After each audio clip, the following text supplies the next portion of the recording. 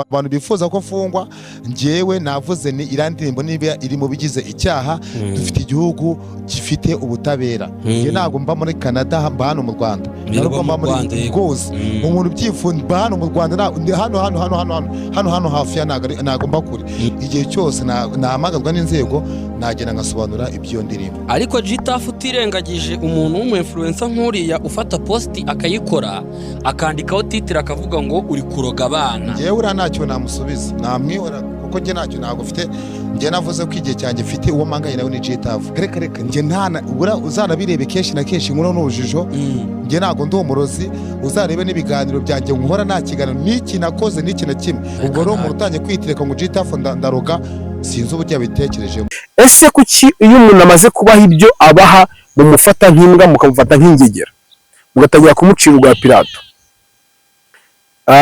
Gitafu abo yahaye views cyangwa se abo yazamuriye ama YouTube channel cyangwa se abo yahesheje amafaranga n'amamonetization niko navuga n'ama subscribers menshi cyane niyo bari kumucira urwa Pilato. Gitafu ubu ngubu bari kumushinja ngo Gitafu ni umurozi ari korogera abana. Ni gute umuntu w'umugabo aba umurozi?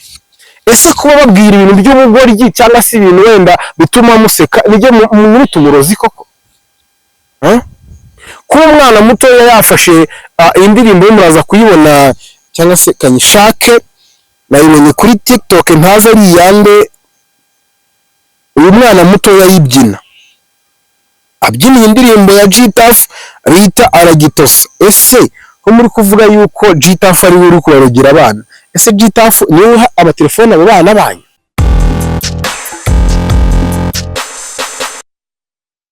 Gitafu nyuma yo kubona ukuntu indirimbo iri gukurebwa cyane ntabwo uri kubona yuko mu nzira yo kumuhanzi byazagira akantu biguhamo? Njyewe nta nubwo nisa tuvugana ubu uzanabireba nayo wende munanyire nk'akara ko kujya gosengana runaka njye na niyambere nk'umuntu urango witaje kuko njyewe nago ndi umuhanzi ndi umukotete kuri leta. Yes, ngira ngo murabyumvishije mwumvishije ubuhamya bwa nyirubwiti.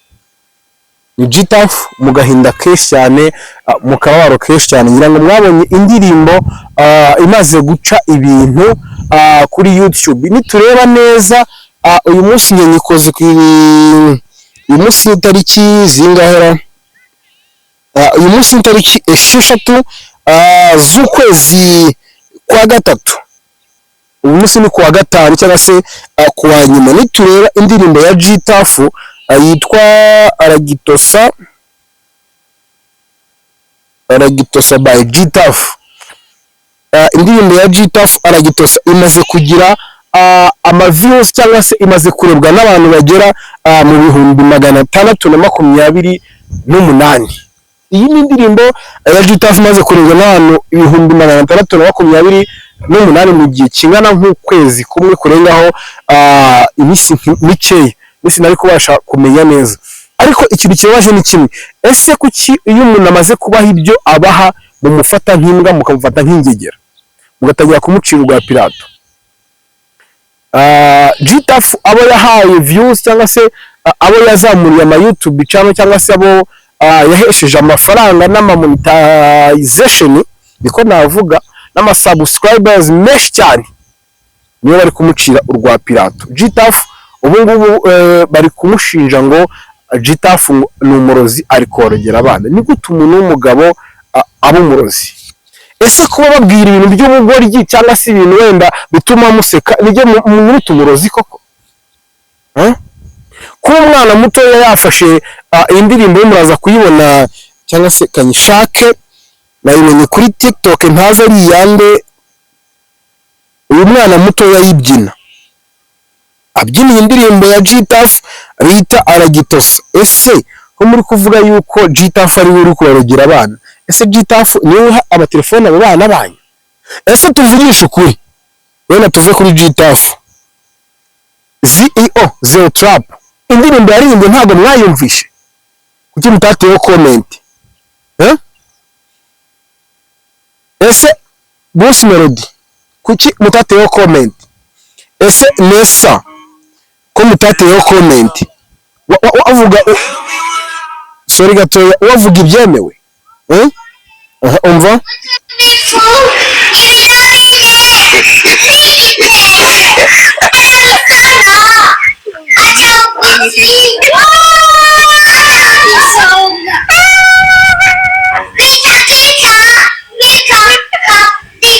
Ngomuki?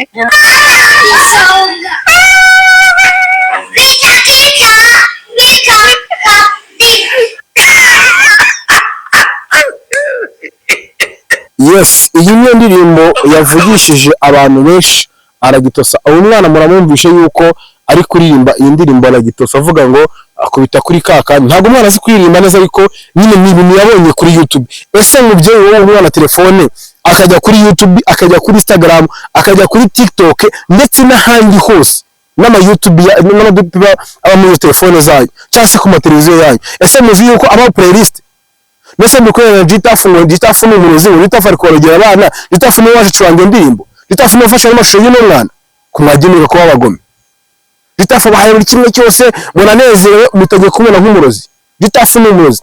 Bangiye none ndabivuze ndababaye yego ntabwo ndi umwesu wesa nk'abandi bose, ntabwo ndi mu content creator nk'abandi bose ariko nyamara akamabwire.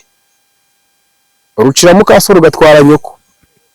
Hagani yaciye umugani kaza kunyikoma ariko Gitafu yisobanura avuga ati nge sindi umurozi indirimbo yashyize kuri YouTube nk'ibisanzwe ati niba mu ndirimbo yanjye harimo ibigize icyaha RIB zimfate uwo ari kumushumuriza RIB ni wowe RIB cyangwa ugiye ko RIB sinziriye RIB ntabwo isinziriye papa reka RIB ikora byayo nyine ujya kwibutsa RIB irusha gukora iperereza cyangwa irusha kumenya amakuru ujya kumusabira ngo RIB zimufunge kuki mudafunga neza avuga ibishago bikeya kuki kutafunze CEO mutafunze ba Bruce Melody bande bose n'abandi benshi kuki mutabafunze Gitafu watwaye iki bani ngiye nyine bibimbabaje tu wenda sinzi nta nubwo ndi umuhanga muri bino bintu sibyo ariko ngiye cyo numvishe nuko muri abana babipe ku mwana yaririmba ikintu ku mwana yavuze ikintu ntago bavuga uwayihimbye yuko ari umurozi ntago bavuga umuntu uti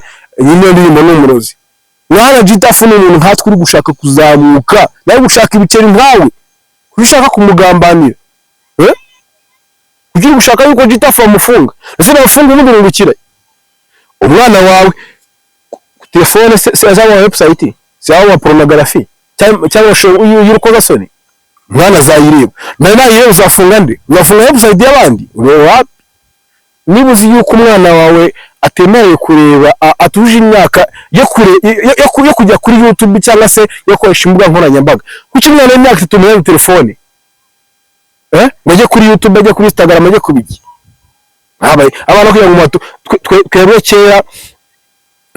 kera mu rugo iwacu ntabwo twakinaga n'inka kwaga twagiye kuragira inka tugakina agapira namenye telefone ndi mu ishuri Bese umwana w'imyaka 3 tugiye kuririmba aragitosa nyine uretse ko ari kubona ngiye kumwereka nibyo buri kumuha usabira umuntu igifungo papa usabira umuntu igifungo mama yego Scovia ko waramurimbishira ndirimbo aragitosa twaye iki ni AI habe Gitafu ayishutinze habe Gitafu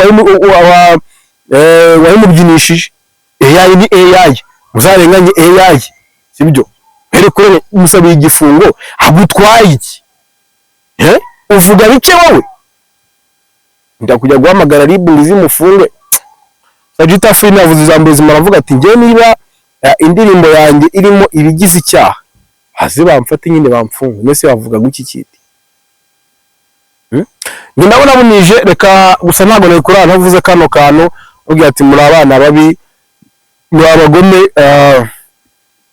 reka mbashimire ikindi mbabwire ngo mukore subscribe ikindi andika muri comment nawe niba umufana wa Gitafu kandi inshuti yanjye nubwo nta nyigisho dukorana ariko andika muri comment ushyireho akantu k'agatima ndavuga ka like ikindi ushishikarize n'abandi bakora subscribe tubashe kubaka umuryango wa N1 TV tubashe kubaka umuryango wa The Momo TV ndetse na Panta Empire n'andi macano menshi cyane tubashe kubakana tubashe kugira aho tugera tugabanya amashyari yabona ndabakunda cyane ciao ciao